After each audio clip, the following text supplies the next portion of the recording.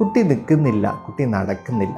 ഇങ്ങനെ പരാതിയായിട്ടായിരുന്നു 2.5 വയസ്സുള്ള ഒരു കുട്ടീനെ കൊണ്ട് രക്ഷിതാവ് എൻ്റെ അടുത്ത് വന്നിരുന്നത്. കുട്ടി ഒത്തിരി കാലമായി ഫിസിയോതെറാപ്പിയും കാര്യങ്ങളൊക്കെ ചെയ്യുന്നുണ്ട്. പക്ഷേ കുട്ടിയുടെ കോഗ്നിഷൻ, ബുദ്ധിപരമായ കാര്യങ്ങൾ, സോഷ്യൽ സ്കിൽസ്, ലാംഗ്വേജ് എല്ലാം എഫക്റ്റഡ് ആണ്. പക്ഷേ അവർ ഫിസിയോതെറാപ്പി മാത്രമാണ് ഇത്രയും കാലം ചെയ്തുകൊണ്ടിരുന്നത്. കൂടാണ്ട് കുട്ടി ജനിച്ചത് വളരെ നേരത്തെ ആയിട്ട് പ്രീടേം റിലേറ്റ് ചെയ്തിട്ടുള്ള ബ്രെയിൻ ഇഞ്ചുറി കുട്ടിക്കുണ്ടായിരുന്നു.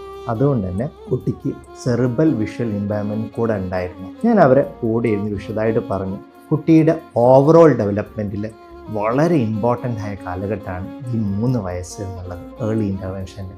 ഈ സമയത്ത് കേവലം മോട്ടോർ പാർട്ട് മാത്രമല്ല, ഓവറോൾ ആയിട്ടുള്ള സോഷ്യലും കോഗ്നിഷനും ലാംഗ്വേജും വിഷനും അതിനെല്ലാത്തിനും വേണ്ടിയിട്ടുള്ള തെറാപ്പികളും സ്കിൽ എൻഹാൻസ്മെൻറ്റിനുള്ള കാര്യങ്ങളും അവരുടെ നിത്യജീവിതത്തിൽ ഉണ്ടാവണമെന്ന് 1 മാസം അവർ വീട്ടിൽ പോയി തെറാപ്പികളൊക്കെ ചെയ്തു. കുട്ടി ഇപ്പം നന്നായിട്ട് വേർഡ്സ് ഇമിറ്റേറ്റ് ചെയ്യാൻ തുടങ്ങി, മുഖത്തേക്ക് നോക്കാൻ തുടങ്ങി, ശ്രദ്ധിക്കാൻ തുടങ്ങി. മോട്ടോ ഡെവലപ്മെൻറ്റും കൂടെ തന്നെ ഉണ്ട്.